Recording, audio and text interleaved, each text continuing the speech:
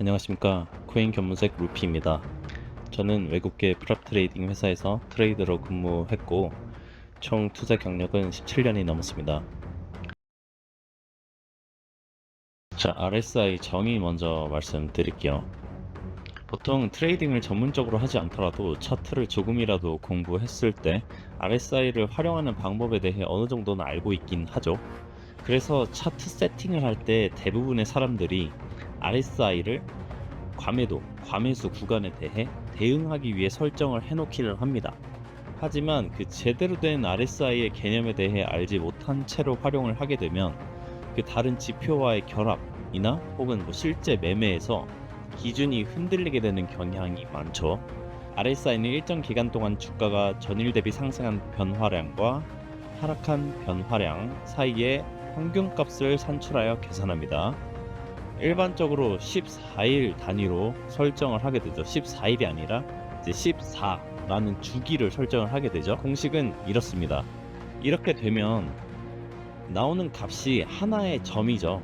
그런데 점 한 개는 트레이딩을 할 때 좀 의미가 없습니다. 그래서 그래프 형식으로 시각화하게 된 거죠. 그래서 RSI 값은 0에서 100%의 값을 가질 수 있는데 수학적 산출 공식을 말로 설명을 하게 되면 14일 동안 전일 대비 상승폭의 평균은 14일 동안 전일 대비 하락폭의 평균보다 컸을 때 50% 이상이다. 14일 동안 상승폭의 평균이 14일 동안 하락폭의 평균과 같으면 50%고요. 그 반대면 50% 이하겠죠. 그래서 이것을 보고 RSI 지표를 보고 해석할 수 있는 방향은 RSI가 50% 이상이다 라고 한다면 최근 14일 동안 주가는 상승의 힘이 하락의 힘보다 강했다. 그리고 RSI가 50% 이하다. 그러면 최근 14일 동안 주가는 상승과 하락의 힘이 균형을 이뤘다. 그 반대는 50% 이하면 하락의 힘보다 상승의 힘이 약했다 라고 볼 수 있겠죠. 그러니까 지금 제가 말한 14일은 그 타임 프레임을 말한 거예요. 일봉으로 봤을 때 14일이겠죠. 그래서 RSI 값이 50%인 지점은 특정 기간, 그러니까 14일 동안의 주가의 상승세와 하락세가 정확히 균형을 이루는 지점이므로 이 보조지표에서 의미 있게 다루는 선이 되기는 합니다. 그래서 기존의 RSI 활용법은 RSI 보조지표의 고환자 웰레스 와일더가 70% 이상일 때를 과매수, 30% 이하일 때를 과매도 국면으로 규정을 했습니다. 근데 이것은 80%로 해도 괜찮고 20% 이하로 설정을 해도 괜찮고 이 설정값은 자기가 트레이딩을 할 때 어떤 기준값에다가 의미를 부여하느냐에 따라 다른 겁니다. 그러니까 비트코인에 이 RSI를 적용을 했을 때 어떤 퍼센테이지가 나에게 의미가 있는지를 한번 살펴보면 좋겠죠. 근데 대부분의 사람들이 생각하고 있는 보조지표의 활용법을 활용하시는 것이 트레이딩을 할 때는 어느 정도 의미가 있긴 합니다. 왜냐면 다들 매도 들어가는데 나만 매수 들어가면 조금 먹기가 어렵겠죠. 그러니까 이거는 기관들도 이렇게 설정을 해놓고 진행을 하는 문제이기 때문에 조금 잘 생각할 필요가 있긴 합니다. 그래서 RSI가 70% 이상이면 최근 주가의 상승세가 지나치게 우세했음, RSI가 30% 이하면 최근 주가의 하락세가 지나치게 우세했음으로 볼 수 있겠죠. 그래서 보통 반전 매매를 위해서 70% 이상에서 발생하는 다이버전스에서는 매도를 고려하게 되고 30% 이하에서 발생하는 다이버전스에서는 매수를 고려하게 되죠. 그렇지만 이제 간과하지 말아야 할 부분은 과매도, 과매수라는 단어입니다. 뭐든지 과하면 좋지 않은데 통계적으로 과한 부분이 발생하게 되면 그쪽으로의 추세 발생할 확률이 높죠. 그래서 낮은 타임프레임에서의 다이버전스가 발생했다고 역추세 매매를 들어가게 되면 손실 발생 확률이 있습니다. 그래서 추가적인 지표 설정이 좀 필요하게 된 거죠. 그래서 제가 아까 말씀드렸던 부분은 15분 봉에서 15분 봉에서 발생하는 다이버전스, 여기서 발생했었죠. 이런 식으로 상승을 하고 있는데 다이버전스, 그러니까 RSI는 이런 식으로 하락을 하고 있었죠. 이러면 다이버전스가 한 번, 두 번 발생했지만 한 번 발생했을 때는 하락이 그렇게 크게 이루어지진 않았었어요. 두 번이 발생하고 나서는 하락이 지속적으로 이루어지고 있죠. 이런 식으로.